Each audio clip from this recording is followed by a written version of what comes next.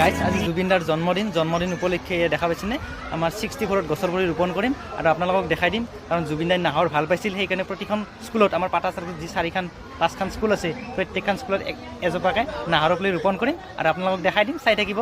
পোনপ্ৰথমে 64ত ছাৰ বাইদেউৰ লগত সহযোগ কৰি গছৰ পুলিটো ৰোপণ কৰিলোঁ। ইটাইলোঁ বিদ্যাপীঠত আৰু বিদ্যাপীঠতো ছাৰসকল আহিলাক আহি ধুনীয়াকৈ এতিয়া ছাৰসকলৰ লগত সহযোগ কৰি ধুনীয়াকৈ গছৰ পুলিটো ৰোপণ কৰি আছোঁ। আৰু কাষত বোলে গোবৰ আছে, গোবৰ আনবা গেল, ছাৰে গোবৰ আনলাক, আনি ধুনীয়াকৈ দিলাক, গছৰ পুলিটো ৰোপণ কৰিলোঁ। ইটাইলোঁ পাটা চাৰ্কুচি হাইস্কুলত আহিলোঁ, এতিয়া নাহৰ পুলিটো ৰোপণ কৰিম আৰু ছাৰ আহিলাক, ছাৰৰ লগত সহযোগ কৰি ধুনীয়াকৈ ৰোপণ কৰিলোঁ। ইটাইলোঁ নিৰ্মল হলই মহাবিদ্যালয়, এইখন বিদ্যালয়ত মই পঢ়িছিলোঁ। প্ৰিন্সিপাল ছাৰ আহিলাক, আহি ধুনীয়াকৈ গছৰ পুলিটো ৰোপণ কৰি আছোঁ। ছাৰৰ লগত সহযোগ কৰি ধুনীয়াকৈ গছৰ পুলিটো ৰোপণ কৰিছোঁ।